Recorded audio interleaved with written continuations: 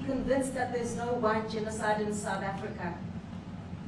Well, I can answer that for the President.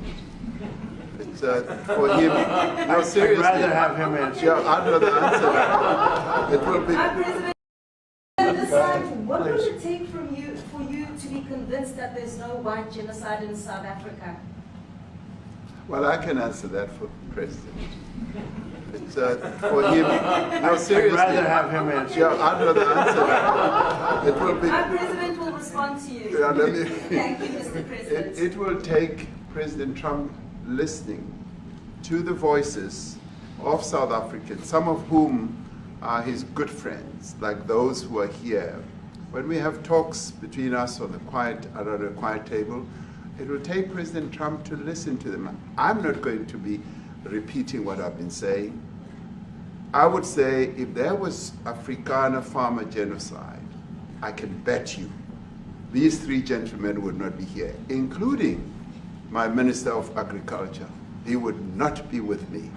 So it'll take him, President Trump, listening to their stories, to their perspective. That is the answer to your question. But, Mr. President, I must say that we have, wait. We have thousands of stories talking about it. Sure. And we have documentaries, we have news stories, and that. Is Natalie here, somebody here to turn that? I could show you a couple of things, and it has to be responded to. Yeah, sure. Let me see the articles, please, if you would, and turn the lights down. Turn the lights down, and just put this on. It's right behind you, Johan. There's nothing this parliament can do. With or without you, people are going to occupy land. We require no permission from you, from the president, from no one. We don't care. We can do whatever you want to do. Who are you to tell us whether we can occupy land or not? We are going to occupy land. Yeah. South Africa occupy land. That's who we are. So whatever you want to do, we can withdraw my membership from this useless parliament. Death. Horrible death. Death. I don't know. But you know that there are Pick black anyone. people who are White dying South most. Africans are fleeing because of the violence and racist laws. And this is all. I mean, I'll give these to you. Like so when you say what would I like to do, I don't know what to do. Look at this. White South African couple say that they were attacked violently. President Trump, when will you go and see for yourself if it is? Well, I could do that. Look, here's burial sites all over the place. President These are all white farmers that are being buried. President Trump. And he asks about a jet that was given. My first question You is ought to about be ashamed. They're not interested in the You know, jet. you are so bad. You're such a bad reporter. If they're committing genocide, why invite them? Sir, if they are committing genocide, why invite the South Africans? Why not? May I finish, please, President Trump? President Trump. This is one after another. This family was wiped out. I'm just looking. Can we get a response from President Trump? Can you give us your reaction to those videos, Mr. President? President Trump, could you? Well, I think the black videos people are so. dying more than white people? No. When you look at the videos, I mean, how does it get worse? And these are people that are officials, and they're saying that kill the white farmer and take their land. That's what it is. And I have other friends in South Africa. I have people that left. One in particular that says you can't go there. He said they want to take your land. They take your land and they kill you. It's okay, and they say it's okay to do. Now we're going to talk about it. But this is a tremendous look. This is story recent. These are all people that recently got killed. Yeah. And I don't know how it can get any worse. These are President Trump.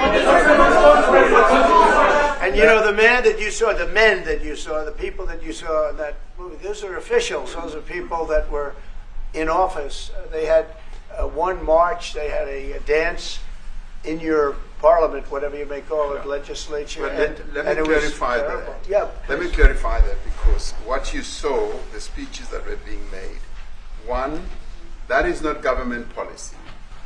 We have a multi-party democracy in South Africa that allows people to express themselves, political parties to adhere to various policies, and in many cases, or in some cases, those policies do not go along with government policy. Our government policy is completely against what he was saying, even in the parliament. And they're a small minority party, which is allowed to exist in terms of our constitution. But you do allow them to take land. No. You do allow them to take land. Nobody can and take land. And then when they take the land, they kill the white farmer. And when they kill the white farmer, nothing happens to them. No, there is nothing happens to them. There is criminality in our country. People who do get killed, unfortunately through criminal activity, are not only white people. Majority of them are black people. And we have now the farmers are black. The farmers are not black. I don't say that's good or bad, but the farmers are not black. And the people that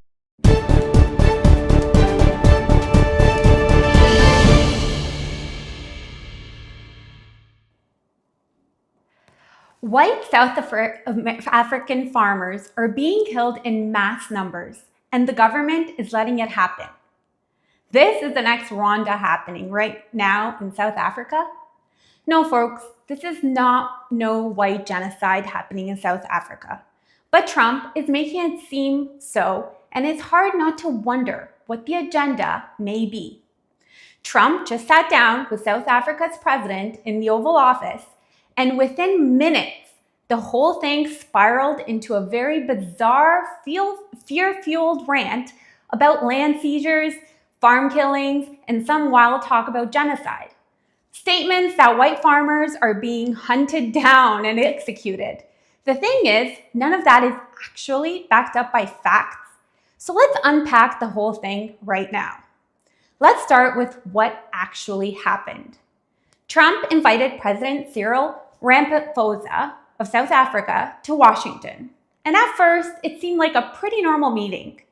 The typical handshakes, peace talk, some back-patting about cooperating in Congo and Ukraine, all that typical leader-to-leader stuff.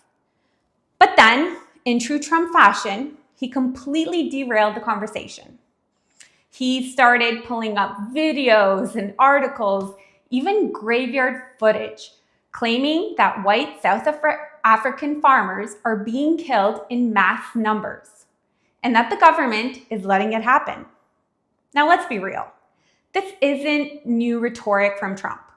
He's been pushing this narrative since 2018, when he tweeted the South African government was seizing land from white farmers, and that large-scale killings were being ignored by the media. And, of course, Tucker Carlson ran with it on Fox News, saying it was the beginning of genocide. Here's the part they always leave out. There is no genocide. According to South African Police Service, farm murders account for less than 1% of total homicides in the country. And they're not just targeting white farmers. Black farm workers, Black landowners, even rural villagers. Everyone is being affected by violent crime in South Africa, not just white Afrikaners. For Trump, it's not about facts. It's about optics. It's about creating a narrative that white people are being hunted and he only has the courage to say it out loud. But this is where things get disturbing. In the Oval Office meeting, Trump literally said, "They're taking people's land away, and in many cases, those people are being executed." Now, these are false allegations. And it's this kind of language and behavior that actually endangers people, because it fuels the same white replacement theory that motivated the Buffalo shooter, the Christchurch massacre, and so many attacks rooted in racial paranoia. To make things even more surreal, Trump then snapped at a reporter who asked about the Qatari jet donation to the US Air Force, calling him a terrible reporter and saying NBC should be investigated. Okay, honestly, you just showed very graphic images of dead farmers, and now you're mad someone asked about foreign aid? So what's actually happening in South Africa? Okay, yes, the government passed the expropriation bill in 2024. This bill allows land to be taken without compensation in very specific cases. It's usually when land is unused, abandoned, or held purely for speculation. And yes, some of that land is owned by white South Africans. That's because apartheid systematically stole land from Black South Africans for nearly a century. So now they're trying to correct that. And it's not some lawless land grab. It has to go through a legal process. There are court challenges. There is a constitutional framework. It's not the mob storming into farms taking possession. But that's how Trump wants to put the picture out for you, because that's news that sells better. So let's talk numbers for a quick moment. In 2023, South Africa had about 27,000 murders. Of those, around 60 were farm murders. And those weren't all white victims. Many were Black workers or owners. In fact, according to Agri-SA, one of the country's largest farming organizations, there are no evidence of white farmers being targeted based on race. Compare that to the US, where over 25,000 people die just from gun violence every single year. But you don't see Trump talking about that with the same intensity. You don't hear him screaming about urban genocide or Black deaths in Chicago. This is about weaponizing race to gain political points. The South African president actually handled this pretty well, in my opinion, because if I was in his position, the likeliness that I would have respectfully exited that situation is very high. South Africa's president respectfully pushed back, calmly but clearly. He explained that what Trump was describing wasn't government policy, that the people Trump was quoting were part of a fringe minority parties like the EFF, which are very small parties. And not only that, but that is not even his administration. He said, look, yeah, our country has a crime problem. We're trying to fix it, but you don't get to just twist that into genocide. He also reminded Trump that South Africa is a democracy. And in a democracy, political parties, even the extreme ones, are allowed to say sometimes very stupid things. But that doesn't mean they run the country. That would be like judging any one country solely based on one extremely small extremist party. But Trump kept doubling down. He said, you're taking people's land and executing them. And they happen to be white. He was making very bold statements. No data to back it up, no names, just accusations and graveyard clips. And then he said something even more dangerous. He claimed thousands of white South Africans are trying to come to the US and Australia because they fear being killed. He said they're fleeing for their lives. Let's be clear. There is no surge in refugee claims from South African farmers. Australia toyed with the idea of creating a special visa for them in 2018, but backed off after backlash. The US hasn't even touched it because it's not real. It's a propaganda piece wrapped up in humanitarian language. This is how misinformation spreads. We've got people in our own country, especially in some far-right Telegram groups, sharing these exact same videos, using this exact same language. White genocide, globalist land seizures, UN-backed farm murderers. It's all imported paranoia dressed up in South African clothes. And it's not just fringe nonsense. It bleeds into mainstream conversations. And once that fear gets normalized, it justifies everything from stricter immigration policies to actual hate crimes. And let's not forget, Canada has its own land issues. We're still fighting over Indigenous land claims. We've got protests over pipelines and protected areas. Imagine if someone twisted that into Black Canadians are coming for your land. These are the narratives that should never make headlines because this is what ignites racism and racial controversies. So what's the takeaway here? South Africa is dealing with some problems. crime, inequality, corruption, but it's not a war zone. And it's definitely not a white genocide.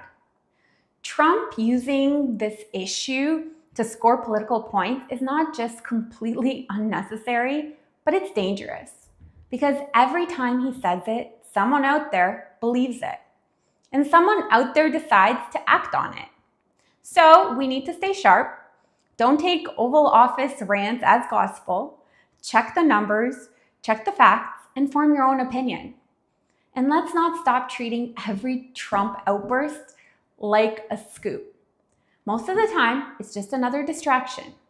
And in my opinion, this is another terribly embarrassing moment for the United States of America. They might as well just start their soap opera show. All right, folks, well, thank you so much for joining me on my second live I've ever done. It's a little rusty, but I'm working on it. If you enjoyed this video breaking down political crap, calling out misinformation, and digging into facts, please hit the subscribe button, turn on notifications, and drop a comment below. Thanks so much for watching. And lastly, I have all of my sources for my videos right here, just so that you know that this is credible information that I have provided you with today. And that's all for now. Thanks so much for watching. Have a good day.